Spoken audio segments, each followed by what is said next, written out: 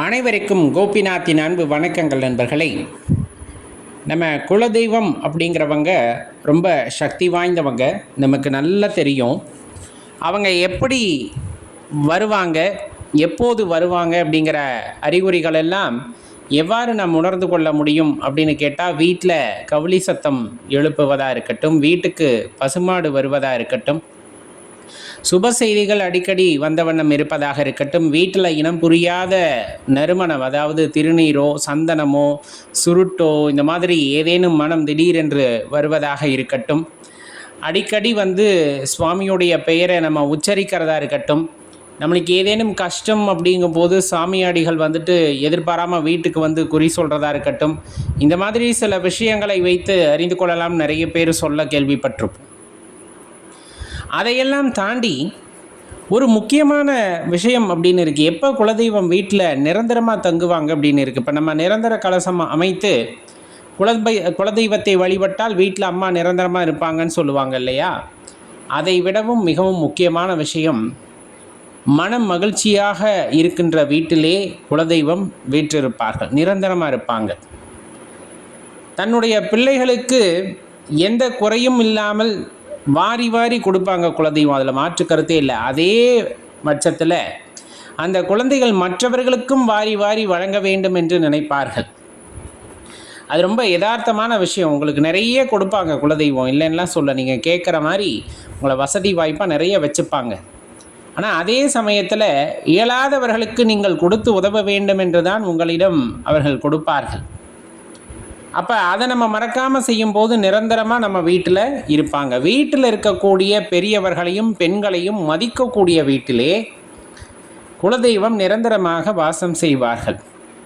ஏன்னா ஒரு குலம் தோன்றுவதற்கு அடிப்படை காரணமாக இருப்பது அந்த பெண்கள் தான். அவர்களுக்கு உரிய மரியாதை ஒரு வீட்டில் கொடுக்கப்படுகிறது என்றால் அந்த வீட்டிலே குலதெய்வம் நிரந்தரமாக வாசம் செய்வார்கள் அப்படிங்கிறத தெளிவாக தெரிஞ்சுக்கணும்.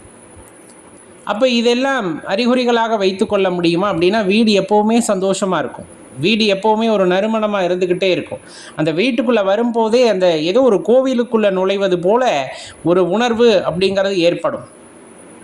இந்த பசுமாடு அப்படின்னு சொல்லுவோம் இல்லையா, அது எங்கிட்டு போனாலும் நம்ம வீட்டுக்கு சாப்பாடு வாங்கி சாப்பிடுது அப்படிங்கிற பட்சத்தில், இல்லை வீட்டுக்குள்ளே கால் எடுத்து வைக்குது அப்படிங்கும் போதெல்லாம் நம்ம உணர்ந்துக்க முடியும் நம்ம வீட்டில் அந்த குலதெய்வத்தினுடைய அருள் பூரணமாக இருக்கிறது அப்படின்ட்டு. நம்ம சாம்பிராணியே போடலினா கூட சாம்பிராணி மனம் சில நேரங்களில் வரும். இதமான காற்று வீட்டுக்குள்ளே வீசிக்கிட்டே இருக்கும்.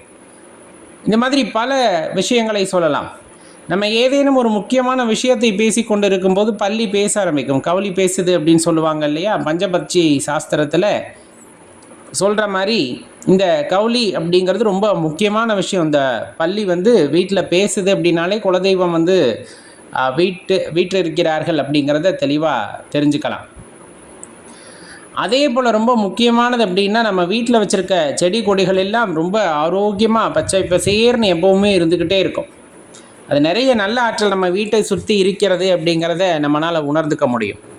எங்கேனும் பயணம் மேற்கொள்கின்றோம், ஏதேனும் முக்கியமான முடிவுகளை ஏற்படுத்த வேண்டும், முடிவு எடுக்க வேண்டும் அப்படின்னு நம்ம நினைக்கிற போது நம்ம மனதிற்கு இறைவனை, குலதெய்வமே நம் முன்னின்று சில முடிவுகளை சொல்வதாக உணர்ந்து கொள்ள முடியும். நம்மால் உணர்ந்து கொள்ள முடியவில்லை என்றாலும் அருகாமையில் இருப்பவர்கள் மூலமாக அதற்கான விடைகளை தெய்வம் நமக்கு சொல்லி செல்லும் அப்படின்னா மாற்று கருத்தே இல்லை. குலதெய்வம் நம்மிடம் எதிர்பார்ப்பது அப்படின்னு எதுவும் இருக்குமா அப்படின்னா அப்படியெல்லாம் கிடையாது. இருந்தாலும் இப்போ அம்மா குழந்தைகிட்ட எதிர்பார்க்குற மாதிரி தான் நம்ம அம்மா நம்மக்கிட்ட என்ன எதிர்பார்ப்பாங்க, அன்பாக இருக்கணும், பாசமாக இருக்கணும், அடிக்கடி பார்க்கணும், கூடயே இருக்கணும், இதைத்தானே அம்மா எதிர்பார்ப்பாங்க. அதே தான் குலதெய்வமும் எதிர்பார்ப்பார்கள். நம்ம கூடயே இருக்க முடியவில்லை என்றாலும் உங்களால் முடிந்தளவு எப்போதாவது ஆலயத்திற்கு சென்று அன்பாக வழிபாடு செய்யுங்கள். பயத்தோடு வேண்டாம். குலதெய்வத்தை பயத்தோடு எப்பொழுதும் வழிபடக்கூடாது, அன்பாகத்தான் வழிபட வேண்டும். நமது மூதாதையர்கள் அல்லவா, அவர்களை அன்போடு தான் வழிபட வேண்டும் அப்படிங்கிறத தெளிவாக தெரிஞ்சுக்கணும்.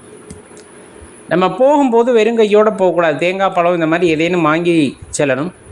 அங்கே மாவிளக்கு போட்டு போகலாம், இல்லை கிளறின சாதம் எடுத்துகிட்டு போய் அங்கே இருக்கவங்களுக்கு கொடுக்கலாம். அந்த ஆலய வாசலில் வச்சு தான தர்மங்கள் நிறைய செய்யணும்.